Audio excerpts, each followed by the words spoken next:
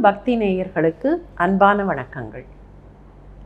சொல், செயல், ஸ்லோகம் என்கிற இந்த வரிசையில் இன்றைக்கு எவற்றையெல்லாம் பார்க்க போகிறோம்.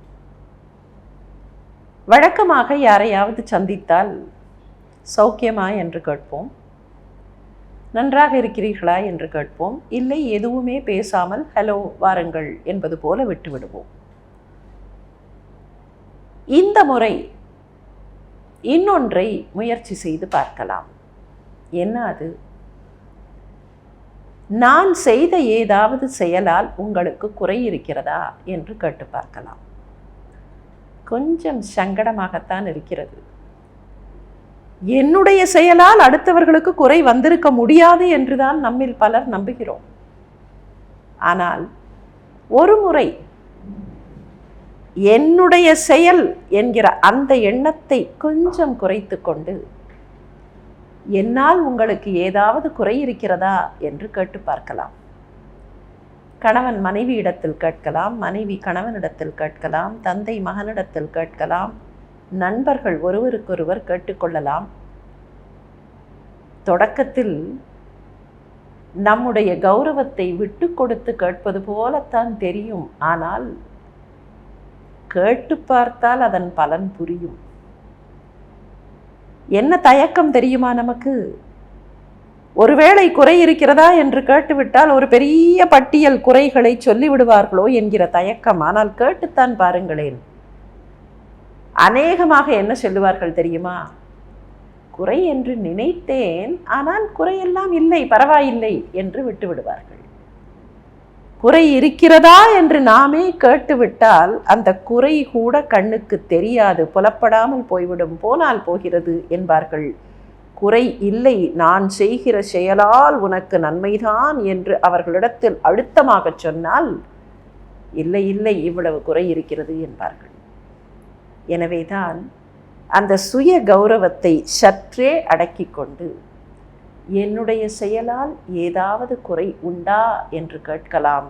ஒருவேளை குறை இருக்கிறது என்று அவர்கள் சொல்லுவார்களே என்றால் அந்த குறையை களைந்து கொள்ளுவதற்கு முயற்சி செய்யலாம், இல்லையா? நம்முடைய தவறுகளை, நம்முடைய குறைகளை, நம்முடைய குற்றங்களை களைந்து கொண்டால் நாம் தானே இன்னமும் மேலே ஏறப்போகிறோம். நம்மையே முழுமை செய்து கொள்வதற்கு இப்படி ஒரு முறை ஒரு நாள் கேட்டுத்தான் பார்க்கலாமே. சரி, எந்த செயலை இன்றைக்கு நாம் செய்யலாம்? பக்கத்திலே ஏதாவது ஒரு சின்ன செடி இருக்கும். ஒருவேளை செடி கொடிகளே இல்லாத அடுக்குமாடிகளில் வாழக்கூடியவர்கள் கூட ஒரு தொட்டியிலாவது செடி வைத்திருப்பார்கள். இன்று முதல் என்ன செய்யலாம் தெரியுமா? நம்முடைய வீட்டில் இருக்கிற செடியாக இருக்கட்டும், இல்லை பக்கத்தில் எங்கேயாவது போகிற வழியில் இருக்கிற ஒரு செடியாக இருக்கட்டும், இல்லை இதற்காக ஒரு தொட்டியில் ஒரு செடியை வளர்ப்பது என்று தீர்மானம் செய்து புதியதாக வளர்த்தாலும் சரி, 2 நிமிடம் அந்த செடிக்கு நீர் ஊற்றி அந்த செடியினிடத்தில் 2 வார்த்தைகள் பேசி பார்க்கலாம். அந்த செடிகளுக்கு பெயர் சூட்டலாம். செடிகளுக்கு பெயர் சூட்டினால் என்று கேட்காதீர்கள். துளசி செடி என்று வைத்துக்கொள்வோம். துளசி, என்னம்மா துளசி, எப்படி இருக்கிறாய் என்று பேசலாம். இல்லை வேறு மாதிரி பெயர் வைக்க வேண்டும் என்று நினைத்தால் துளசிக்கு பிருந்தா என்று ஒரு பெயர் உண்டு. என்ன பிருந்தா என்று கேட்கலாம். ஒருவேளை 2 துளசி செடிகள் இருக்கும் என்றால் ஒருத்தியை பிருந்தா என்றும் இன்னொருத்தியை துளசி என்றும் கூப்பிடலாம், இல்லையா? அந்தந்த செடிகளுக்கு ஏதோ ஒரு பெயர், உங்களுக்கு என்ன பெயர் பிடித்திருக்கிறதோ அந்த பெயரை வையுங்கள். எனக்கு தெரிந்த ஒருவர், அவருக்கு ஆங்கிலம் தெரியாது. அவருடைய பக்கத்து வீட்டில் ஆங்கிலத்தில் மணி பிளான்ட் என்கிறோம் பாருங்கள், அந்த செடியை வைத்திருந்தார்கள். இவர் அவர்களோடு பேசும்போதெல்லாம் அவர்கள் மணி பிளான்ட் என்பார்கள். ஆனால் இவருக்கு அந்த மணி பிளான்ட் என்பது சரியாக புரியவில்லை. இவர் தன் போக்குக்கு ஒரு பெயர் வைத்தார், மணிப்புரா செடி என்று பெயர் வைத்தார். அப்படி பெயர் வைத்துவிட்டு பக்கத்து வீட்டு செடிதான் ஆனால் அந்த பக்கத்து வீட்டு செடியினிடத்தில் மணிப்புரா எப்படி இருக்கிறாய் என்று தினந்தோறும் காலையில் பேசுவார். அந்த செடி கொழுத்து கொழுத்து வளர்ந்து அங்கே இருந்து தன்னுடைய கரங்களை இவர் பக்கம் நீட்டியது. அந்த செடிகளும் கூட நாம் பேசுகிற சொற்களை கேட்டு தலையாட்டி உற்சாகமாக மலர்களை நீட்டி எப்படியெல்லாம் கைவீசும் தெரியுமா? கைவீசம்மா கைவீசு என்று குழந்தையிடத்தில் பாடியது போல செடிகளிடத்திலேயும் பாடலாம். இன்று முதல் செய்துதான் பார்ப்போமே.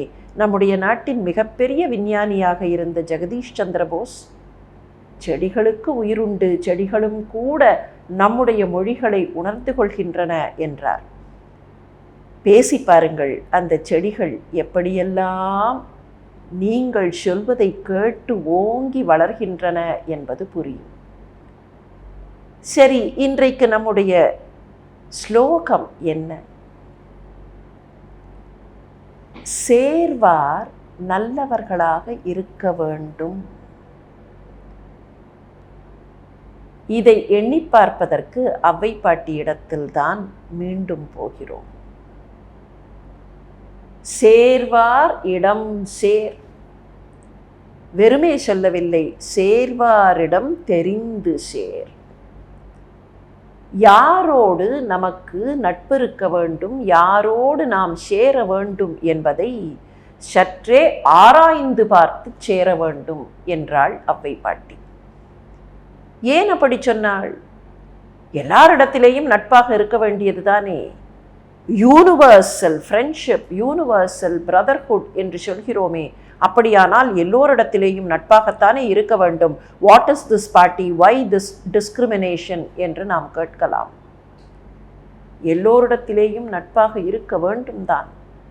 ஆனால் அதே நேரத்தில் தவறானவர்களிடத்தில் நம்முடைய நட்பு போய் சேர்ந்து கொள்ளும் என்றால் அவர்கள் நம்மை கீழே இழுத்து விடுவார்கள். புதை மணலிலே கீழே மூழ்கி கொண்டிருக்கக்கூடியவர்கள் யாராவது கை கொடுத்து தூக்கி விடுவதற்காக கையை நீட்டினால் அவர்களையும் சேர்த்து கீழே இழுப்பது போல தவறானவர்கள், அதர்ம வழியில் இருக்கக்கூடியவர்கள் நம்மையும் சேர்த்து கீழே இழுத்து விடுவார்கள். அதனால்தான் வாழ்க்கையில் ஷேரிடம் தெரிந்து ஷேர் என்று அவ்வை பாட்டி குறிப்பிட்டாள். இம்யூனிட்டி என்பது நமக்கு தெரியும். நோய் வந்த காலத்தில் அந்த நோயை தடுப்பதற்கு நம்முடைய உடலுக்குள்ளேயே நோய் தடுப்பு சக்தி இருக்கும் என்றால் அந்த நோயை எட்டத்தில் வைத்து விடலாம். இதுதான் இம்யூனிட்டி. நோய்கள் வராமல் இருப்பதற்கு உடலுக்குள் இருக்கக்கூடிய தடுப்பு சக்தி என்று எண்ணுகிறோம். ஆனால் வாழ்க்கையில் பிணிகள் வராமல் இருக்க வேண்டும், தவறுகள் வராமல் இருக்க வேண்டும் என்றால் அதற்கு என்ன வழி தெரியுமா? நம்மை சுற்றி இருக்கக்கூடிய தடுப்பு சக்தி. அந்த தடுப்பு சக்தி நாம் யாரோடு பழகுகிறோம் என்பதை வைத்து வருகிறது. அதனாலே தான் வள்ளுவர் கூட அதை இப்படி குறிப்பிட்டார். ஒருவர் நல்ல குலத்தில் பிறந்திருக்கலாம், மிகப்பெரிய குடும்பத்தில் தோன்றியிருக்கலாம். ஆனால் அவருக்கு ஏமாப்பு, அவருக்கு பாதுகாப்பு, அவருக்கான இம்யூனிட்டி எங்கே கிடைக்கிறது தெரியுமா? இன நலத்தில் கிடைக்கிறது. மனநலம் உடையவரே ஆயினும் ஒருவருக்கு இனநலம் ஏமாப்பு உடைத்து என்றார். You tell the name of your friend, I will tell who you are என்பார்கள். நம்மோடு கூட இருக்கக்கூடியவர்கள் நல்லவர்களாக இருந்தால் நாமும் நல்லவர்களாக இருப்போம். அவர்கள் ஏதாவது தவறாக செய்தால் நம்முடைய உள்ளம் அவர்களோடு போய்விடும். காரணம், மனித மனம் is subject to temptations. மிகச் சுலபமாக சலனங்களுக்கு மனித மனம் ஆட்பட்டுவிடும். வா, ஒரு நாள் இப்படி நடந்து கொண்டால் என்ன ஆகிவிடப் போகிறது, பரவாயில்லை வா என்று தவறான ஒரு செயலை நோக்கி நம்மை நண்பர் அழைப்பாரே என்றால், ஆமாம் ஒரு நாள் என்ன ஆகிவிடப் போகிறது என்று போய்விடுவோம். அந்த ஒரு நாள் கொஞ்சம் கொஞ்சமாக பல நாட்களாகி தவறான அந்த போக்குக்கு உள்ளம் போய்விடும். எனவேதான் சகவாசம் என்பது சில நேரங்களில் தோஷமாகி போகும். எண்ணி பாருங்கள், சகவாச தோஷம் என்றே சொல்லுவார்கள். ஒருவன் தவறானவனாக இருக்கிறான் என்றால் அதற்கு பல நேரங்களில் நாம் சொல்லக்கூடிய காரணம் என்ன? அவன் நல்லவன்தான், இருந்தாலும் சகவாச தோஷம். இந்த சகவாச தோஷம் வராமல் இருக்க வேண்டும் என்றால் யாரோடு நாம் நட்பு பூணுகிறோம் என்பதை எண்ணி பார்த்து நல்லவர்களோடு நட்பு பூண வேண்டும்.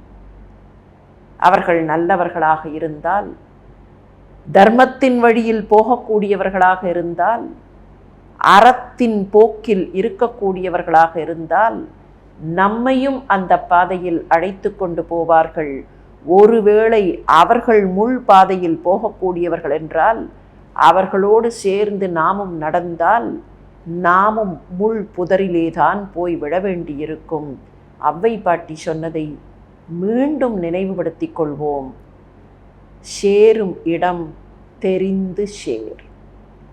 நல்லவர்களை பார்த்து எந்த இடத்தில் நாம் சேர்கிறோம் என்பதை ஆராய்ந்து பார்த்து நுணுகி பார்த்து அவர்களோடு சேர்ந்து கொள்வோம். அப்படிப்பட்ட நட்பு நம்மையும் உயர்த்தும், சமுதாயத்தையும் உயர்த்தும்.